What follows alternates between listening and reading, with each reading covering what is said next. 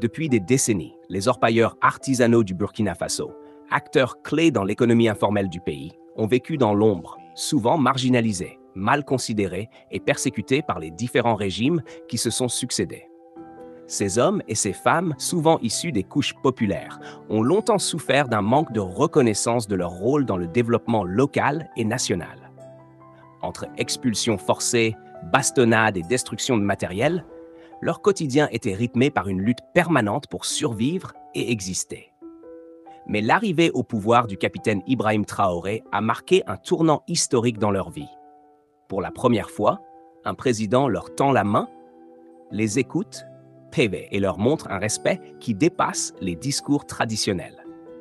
Rasmané Sambologo, dit Palais officiel, membre influent de l'association des orpailleurs du Ganzourgou, l'exprime clairement. Nous nous sentons respectés et nous déduisons que ce président est de tout cœur avec nous. Cette déclaration, au-delà des mots, traduit un profond changement de paradigme entre le pouvoir central et une corporation longtemps stigmatisée. Ce script propose une analyse approfondie de cette dynamique, en explorant l'histoire des relations tendues entre les orpailleurs et les gouvernements, le rôle catalyseur d'Ibrahim Traoré, les enjeux socio-économiques de cette alliance et les perspectives pour l'avenir du secteur de l'orpaillage au Burkina Faso. Le poids historique de la marginalisation des orpailleurs. Pour comprendre l'importance du moment que vit actuellement le secteur de l'orpaillage artisanal, il faut revenir sur des décennies de marginalisation. L'orpaillage, pratiqué depuis des siècles au Burkina Faso, a longtemps été perçu par les autorités comme une activité illégale, anarchique et dangereuse pour l'environnement. Cette perception a façonné des politiques publiques souvent répressives. Les gouvernements successifs ont rarement reconnu le rôle économique de cette activité. Pourtant, selon plusieurs études, le secteur artisanal de l'or contribue à hauteur de 10 à 15% du PIB national. Des milliers de familles vivent de cette activité dans des zones rurales où les opportunités économiques sont quasi inexistantes. Mais, au lieu de créer un cadre légal favorable, les autorités passées ont opté pour des méthodes brutales. Déguerpissement violent, des sites entiers rasés du jour au lendemain, laissant des centaines de familles sans revenus ni logement. Bastonnades et arrestations. Des témoignages font état de violences policières, d'emprisonnements arbitraires et de confiscation de matériel de travail. Stigmatisation sociale. Les orpailleurs étaient perçus comme des délinquants, des pollueurs et des acteurs de l'économie informelle nuisibles au développement national. Cette approche a creusé un fossé de méfiance entre les communautés d'orpailleurs et l'État. Le dialogue était inexistant et la relation se résumait à des confrontations violentes sur les sites d'orpaillage. Chapitre 2. L'arrivée d'Ibrahim Traoré, un espoir inattendu. L'accession au pouvoir du capitaine Ibrahim Traoré en septembre 2022 a bouleversé les équilibres établis. Jeune, proche du peuple et conscient des réalités locales, le président a rapidement compris que le secteur de l'orpaillage représentait une force économique et sociale qu'il fallait valoriser plutôt que combattre. Contrairement à ses prédécesseurs, Traoré a adopté une approche inclusive. Il n'a pas considéré les orpailleurs comme des criminels, mais comme des partenaires dans la reconstruction du pays. Cette reconnaissance s'est traduite par des actions concrètes. Dialogue direct, organisation de rencontres avec les associations d'orpailleurs pour écouter leurs préoccupations. Protection des sites, renforcement de la sécurité autour des zones d'orpaillage pour protéger les travailleurs contre les attaques terroristes. Soutien institutionnel, mise en place de discussions sur une meilleure régulation du secteur afin de concilier exploitation artisanale et respect de l'environnement. Cette nouvelle posture a suscité un véritable élan de confiance. Pour la première fois, les orpailleurs ont senti que le président comprenait leurs réalités, leurs défis et leur contribution à l'économie nationale. Chapitre 3. Les paroles de Rasmané Sambologo, un symbole fort. Les propos de Rasmané Sambologo, dit Palais officiel, résonnent comme un cri du cœur. Nous nous sentons respectés. Derrière cette phrase simple se cache toute une histoire de douleur, de résistance et de quête de dignité. Palais officiel ne parle pas seulement en son nom. Il représente des milliers de travailleurs qui, chaque jour, affrontent les risques liés à l'orpaillage éboulements, intoxications, violences armées et parfois morts sur les sites. Son témoignage illustre trois réalités majeures. 1. La reconnaissance d'une humanité. Après des années de maltraitance, les orpailleurs voient en Ibrahim Traoré un leader qui leur redonne une place dans la société. 2. Un engagement réciproque. Le respect accordé par le président a créé un lien de loyauté entre le pouvoir et les communautés minières. 3. Une volonté d'accompagner le changement. En affirmant « Nous avons décidé de faire ce geste », Palais traduit une volonté d'implication des orpailleurs dans les projets de développement impulsés par le gouvernement. Ce geste symbolique, probablement une contribution ou un soutien matériel, démontre que les orpailleurs ne veulent plus être en marge, mais des acteurs à part entière du changement en cours. Le poids économique de l'orpaillage au Burkina Faso. Il serait réducteur d'analyser cette dynamique sans prendre en compte le poids économique colossal de l'orpaillage artisanal. Avec plus de 1,2 million de personnes directement ou indirectement impliquées, ce secteur est le premier employeur du pays après l'agriculture. Contribution au PIB. Le secteur artisanal représente près de 15% du PIB, un apport vital pour l'économie nationale, source de revenus pour l'État. Bien que largement informel, le secteur génère des recettes fiscales non négligeables grâce à des taxes et redevances. Moteur de développement local. Dans des régions comme le Ganzourgou, l'orpaillage finance des infrastructures communautaires, écoles, forages, dispensaires.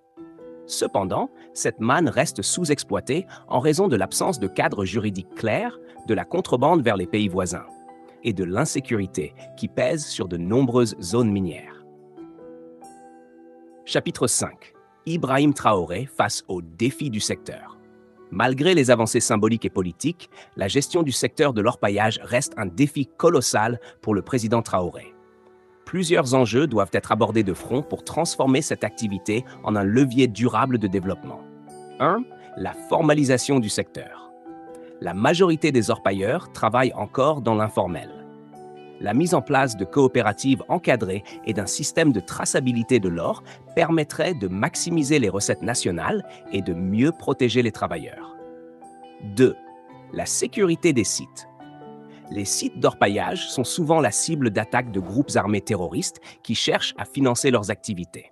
Renforcer la sécurité et associer les communautés locales à la surveillance est une priorité. 3. La protection de l'environnement. L'utilisation de produits chimiques comme le mercure et le cyanure pose de graves risques pour l'environnement et la santé publique. Des alternatives écologiques doivent être promues en partenariat avec les acteurs locaux. 4. L'éducation et la formation. Former les orpailleurs aux bonnes pratiques techniques et à la gestion des revenus peut favoriser une meilleure exploitation et limiter les conflits. Chapitre 6. Une alliance stratégique entre l'État et les orpailleurs. L'approche inclusive du président Traoré a créé les bases d'une alliance stratégique. En choisissant de valoriser plutôt que de marginaliser, il a transformé les orpailleurs en alliés potentiels dans le processus de refondation nationale. Cette alliance présente plusieurs avantages. Stabilisation sociale. En se sentant respectés, les orpailleurs sont moins enclins à se révolter ou à se tourner vers des réseaux illégaux. Contribution à la sécurité.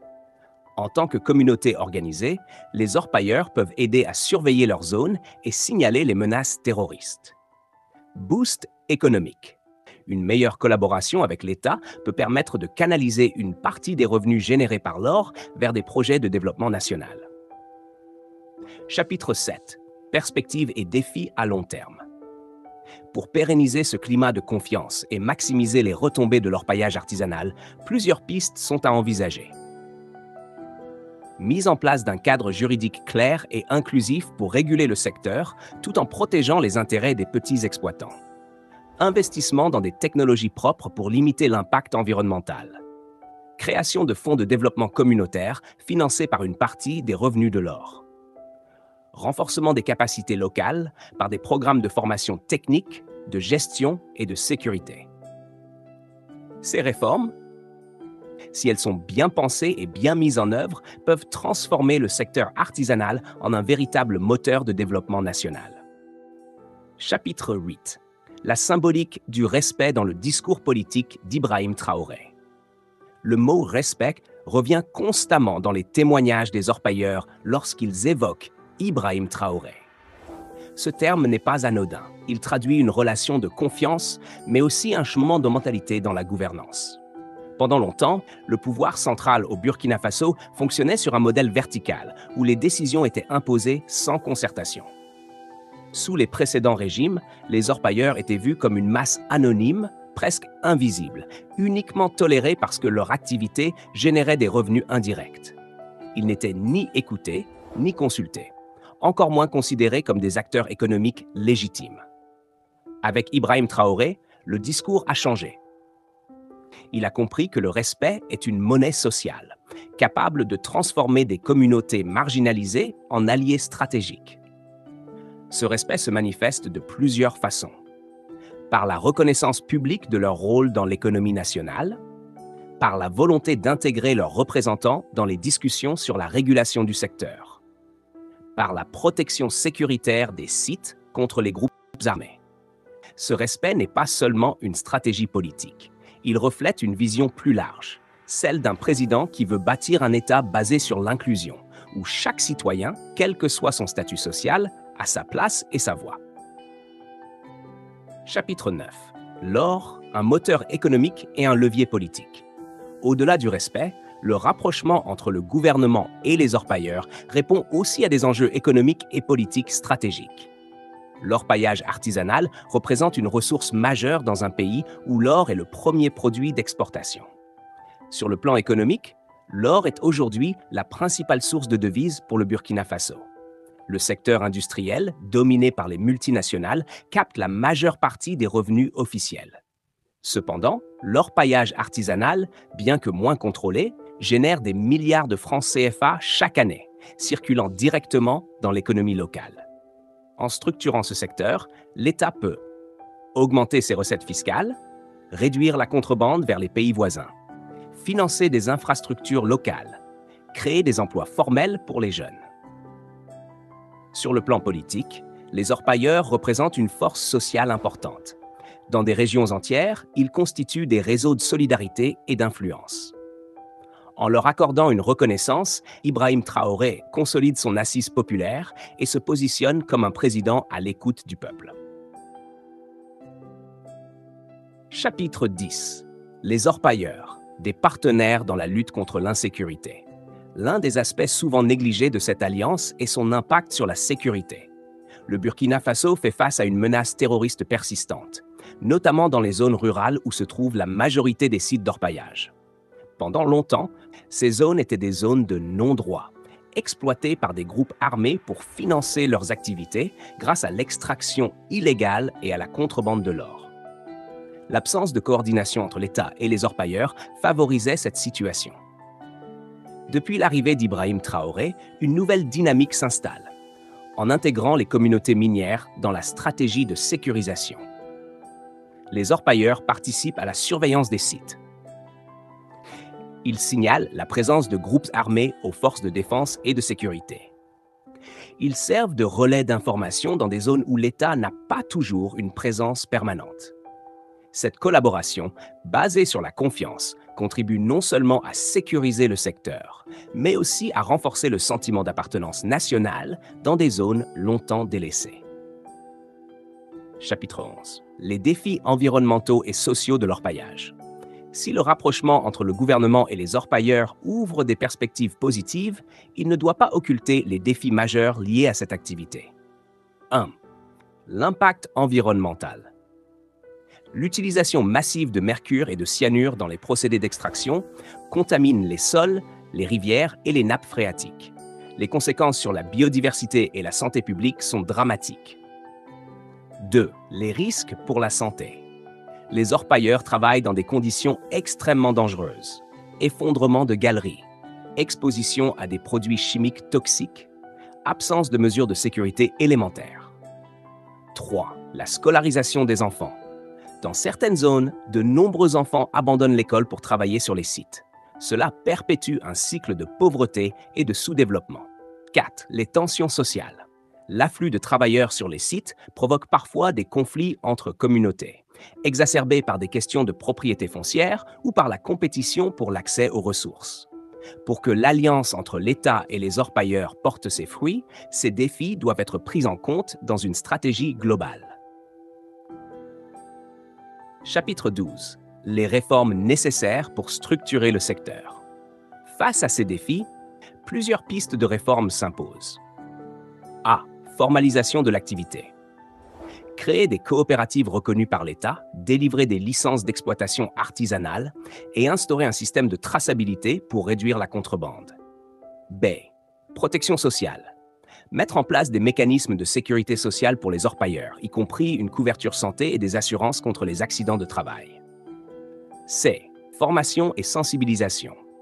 Former les acteurs aux techniques d'extraction respectueuses de l'environnement et aux règles de sécurité, tout en les sensibilisant aux enjeux éducatifs et sanitaires. D. Développement local. Canaliser une partie des revenus générés par l'or vers des projets communautaires. Construction d'écoles, d'hôpitaux et de routes. E. Collaboration régionale.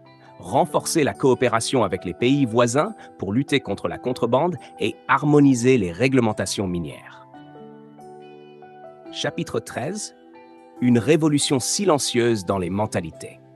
Ce qui se joue aujourd'hui dépasse la simple relation entre l'État et les orpailleurs.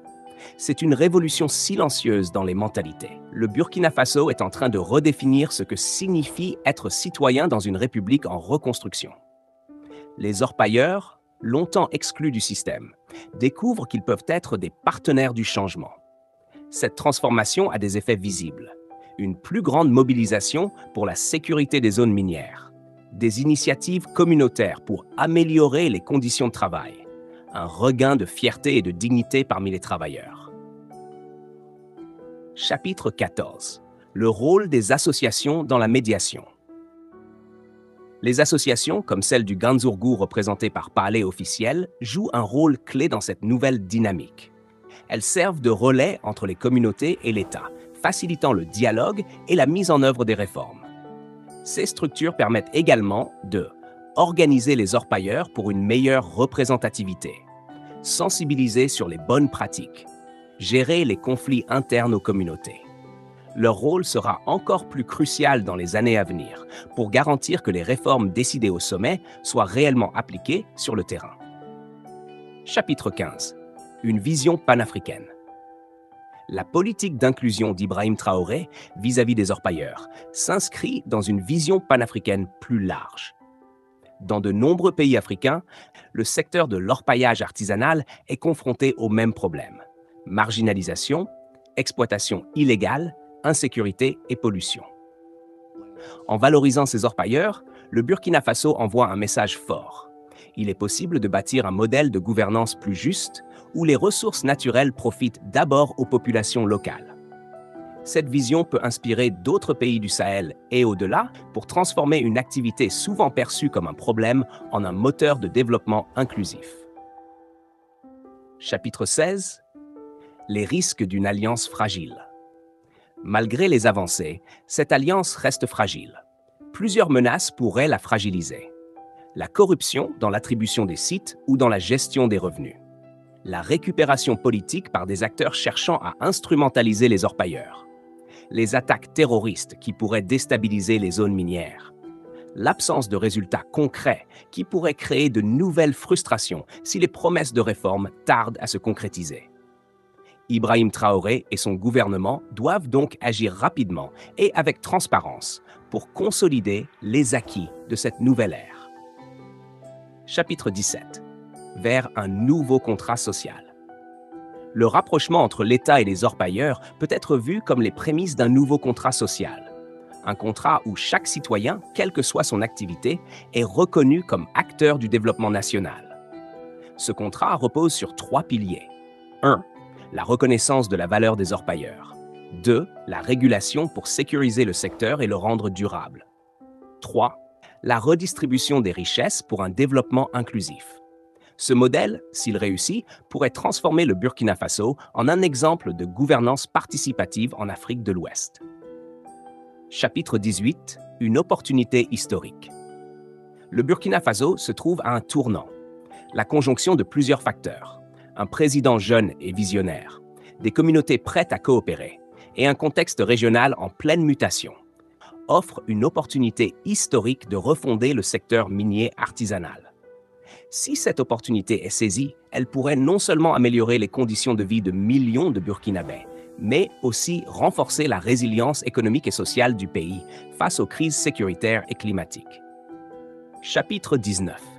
Le témoignage de Palais, un cri du cœur collectif. Lorsque Palais officiel déclare que ce président est de tout cœur avec nous, il ne parle pas seulement de sa propre expérience. Il porte la voix de milliers d'hommes et de femmes qui, pendant des années, se sont sentis abandonnés par leur propre pays. Son témoignage est un cri de reconnaissance pour un leader qui a su comprendre que le développement ne peut être imposé de l'extérieur, mais doit être construit avec ceux qui en sont les acteurs. Chapitre 20. Conclusion. L'histoire entre Ibrahim Traoré et les orpailleurs du Burkina Faso n'est pas seulement une anecdote politique. C'est une histoire de transformation, de dignité retrouvée et d'espoir. Elle montre qu'avec de la volonté, du dialogue et une vision claire, il est possible de renverser des décennies de marginalisation pour bâtir une société plus juste et inclusive. Le chemin reste long, semé de défis, mais les bases sont posées. Désormais, orpailleurs et État avancent ensemble, portés par une même ambition. Faire de l'or non plus une source de division et de marginalisation, mais un levier de prospérité et de fierté nationale. C'est cette union, née de la confiance et du respect, qui fera la force du Burkina Faso dans les années à venir. La relation entre les orpailleurs du Burkina Faso et le pouvoir politique a longtemps été marquée par une profonde méfiance. Pendant des années, ces acteurs essentiels de l'économie locale ont été traités comme des marginaux, des perturbateurs de l'ordre public, voire des criminels. Les déguerpissements violents, les bastonnades et la stigmatisation étaient leur quotidien. Pourtant, l'orpaillage artisanal, malgré son caractère informel, représente une véritable locomotive économique, faisant vivre des centaines de milliers de familles et contribuant de manière significative au produit intérieur brut du pays. L'arrivée d'Ibrahim Traoré au pouvoir a radicalement changé cette dynamique. En tendant la main aux orpailleurs, en les écoutant et en leur accordant du respect, il a déclenché une transformation profonde, non seulement dans le secteur minier artisanal, mais aussi dans les mentalités. Ce respect, qui semblait absent depuis des décennies, a redonné de la dignité à ces travailleurs, souvent relégués au bas de l'échelle sociale. Les propos de Rasmane Sambologo, alias Palais officiel, illustrent parfaitement ce sentiment de reconnaissance. Nous nous sentons respectés et nous déduisons que ce président est de tout cœur avec nous. Cette phrase simple, mais puissante, traduit le changement de paradigme initié par le capitaine. Elle témoigne également d'une nouvelle alliance entre le pouvoir central et des communautés longtemps marginalisées. Cependant, cette dynamique positive n'est pas une fin en soi. Elle ouvre plutôt la voie à de nouveaux défis qui nécessitent des réponses concrètes et durables. L'orpaillage artisanal reste un secteur fragile, exposé aux menaces sécuritaires, à la pollution environnementale, à l'exploitation des travailleurs et à la contrebande. Pour que cette alliance tienne ses promesses, il faudra aller au-delà des symboles et mettre en place des réformes audacieuses. Formalisation des activités, protection des travailleurs, gestion durable des ressources et investissement dans le développement local. En parallèle, il est essentiel de renforcer la coopération entre l'État, les associations d'orpailleurs et les communautés locales. Le dialogue doit rester permanent, car il est la clé de la confiance mutuelle. Les orpailleurs ne veulent pas seulement être écoutés, ils veulent participer activement à la construction d'un Burkina Faso plus juste et plus prospère. Ce rapprochement offre aussi une leçon précieuse sur la gouvernance. Un État fort n'est pas un État qui impose, mais un État qui sait écouter, inclure et valoriser tous ses citoyens, sans exception. Ibrahim Traoré a compris que la véritable puissance d'un pays réside dans sa capacité à mobiliser ses forces vives, même celles longtemps négligées, pour construire un avenir commun. Si cette politique de respect, d'inclusion et de partenariat se poursuit, le Burkina Faso pourrait devenir un exemple de gouvernance participative en Afrique de l'Ouest. Ce serait une victoire non seulement pour les orpailleurs, mais aussi pour tout un peuple en quête de justice sociale et de souveraineté économique. Ainsi, l'histoire qui s'écrit aujourd'hui est celle d'un peuple qui se relève, d'un État qui écoute et d'une nation qui cherche à transformer ses richesses naturelles en levier de développement collectif. Mais cette histoire reste en construction et dépendra de la capacité des acteurs à maintenir ce climat de confiance et de collaboration dans la durée. Question pour vous, chers lecteurs et passionnés d'actualité. Pensez-vous que cette alliance entre l'État burkinabé et les orpailleurs artisanaux pourra résister aux défis économiques, sociaux et sécuritaires des années à venir?